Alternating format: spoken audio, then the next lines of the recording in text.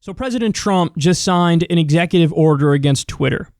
Here he is explaining why he did it, okay? And then I want to come back and give you a little bit more information about what's going on here. Therefore, today I'm signing an executive order to protect and uphold the free speech and rights of the American people. Currently, social media giants like Twitter receive an unprecedented liability shield based on the theory that they're a neutral platform, which they are not an editor with a viewpoint. My executive order calls for new regulations under Section 230 of the Communications Decency Act to make it that social media companies that engage in censoring or any political conduct will not be able to keep their liability shield. That's a big deal. They have a shield. They can do what they want. They have a shield. They're not going to have that shield. My executive order further instructs the Federal Trade Commission, FTC, to prohibit social media companies from engaging in any deceptive acts or practices affecting commerce. This authority resides in Section 5 of the Federal Trade Commission Act. So, does this executive order have any teeth? Not really. Now, there actually is logic to what he's doing here, because if Twitter really wanted to act like a social media company, then what they are effectively is like a middleman. They're a message board. They just are what they are, and then people come and post stuff on there. There's no curating, there's no editing, there's no changing anything, and that's originally what a social media company is. You're just kind of like a middleman for people to express stuff. So you do not get involved in, doing anything, changing anything when it comes to other people's thoughts. You're just the middleman, okay?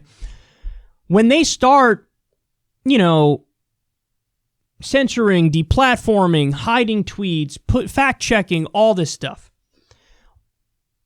that is, by definition, it's subjective, because nobody's going to agree on, what should be filtered and censored and hidden and fact-checked, and because there's so much volume of stuff that's up there that what are you going to do? You can't go through it all, so then it's selective and enforcement, and, there's even a fact check of the fact check. I told you guys, there were actually nuances and points that Twitter totally missed when fact-checking Trump, and I think there was an outlet that pointed that out and was like, whoa, this isn't right, and it wasn't even like a far-right outlet or anything like that. So now you're no longer a social media company when you do that. Now you're more of a publisher, because you're changing stuff and editing and nipping and tucking.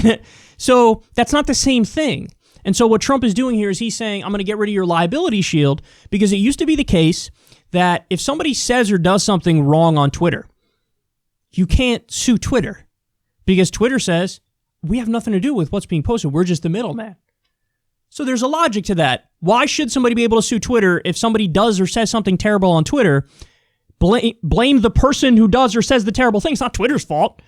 Oh, but it was up on Twitter. Right, but everything's up on Twitter. They don't get involved in the content. So for them to say, no, right now we're going to fact check stuff, well, then Trump is kind of right. They're not just a social media company anymore. Now they're also claiming to be a ministry of truth. Why should they get liability protections then? So if you're going to change stuff, then people have the right to sue you. I mean, that makes sense, right? Now, ultimately, is this going to have a big impact on Twitter? No. And here's why, guys. They just had a lawsuit, and the results just came out recently. The verdict came in recently. There were a bunch of outlets or conservative organizations or conservative individuals that sued Twitter and said, you're discriminating against conservative viewpoints. And courts said unequivocally, no, they're not. That's not what they're doing. So you lose the case. Twitter won the case. So my guess is, even with getting rid of the liability shield, Twitter's going to win all the arguments against them, because as a private company, they kind of get to pick whatever the hell they want to pick and do whatever they want to do in many respects. And listen, Trump, conservatives, this is what you ask for. This is what you guys claim to like about capitalism, is that like, well, the company can do whatever the hell they want. It's their company. They get to make their decisions. Okay. Well, then you might not like the outcome of that in some instances, and this is one of those instances. So even though the liability shield is gone, Twitter's going to win these cases. So it's not, so really, as many people pointed out, it's kind of like Trump is setting up a complaint board or something. Like, oh, you don't like what Twitter's doing? Here, complain about it with me. Like, submit it to them or something, or submit it to the courts. It's not going to lead to anything. So it's kind of toothless what Trump is doing here. Now, what should he have done? Well, there's two different roads he could have taken. Either one of these would have been better than what he did. He could have used antitrust law, currently existing antitrust law, to break up Twitter. He could have done that. Now, that would have been controversial. They would have screamed and moaned that, oh my God, this is authoritarian. And there's no doubt Trump would be doing it for petty personal reasons. It's not like he actually has principled stances on the actions of Twitter. It's more like, don't do anything to me that I don't like. That's how Trump is. But he could have used antitrust law to break him up. Or the thing that I prefer more is treat it like a public utility, regulate it like a public utility. I'm not saying you fully nationalize Twitter, but you can regulate it like a public utility.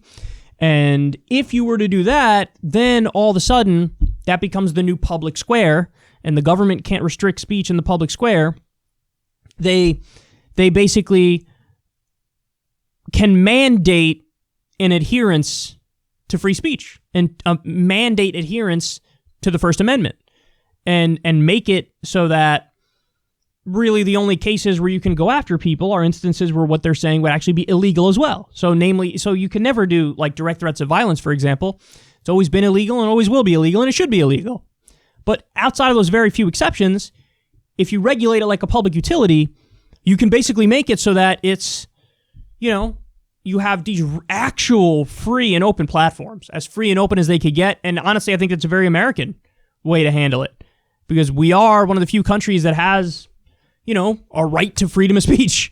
And we have our First Amendment. And so, yeah, why not? If you believe in that in the actual public square, why not in the virtual public square, which is what Twitter functionally is? So, and by the way, if you agree with me on that, congratulations, that's a left-wing position. So all the right-wingers who are listening to what I'm saying on this, and they go, yeah, I like that. Okay. Well, that's a left-wing position. Congratulations, you took a left-wing position. You know what else you should do? Believe in net neutrality, because that's the same concept here. So, he didn't really do much here. He could have done a lot more. He didn't do it, and it just kind of shows how Trump is. He barks, he moans, but in many ways, he's just really ineffectual. Like with what's happening in Afghanistan. How many times has he been on Twitter? We're gonna get out. And then he just doesn't get out. Why? Because the generals are like, we're not getting out. And he's like, all right, we're not getting out. Like, he's just a cuck. And this is kind of like a cuck move. Oh, you came after me. I'm going to come after you, Twitter. But the thing I'm going to do is not really, there's no teeth in it. You really wanted to show him some teeth and do the right thing? You should have regulated them like a public utility. That would have been the way to go, in my opinion.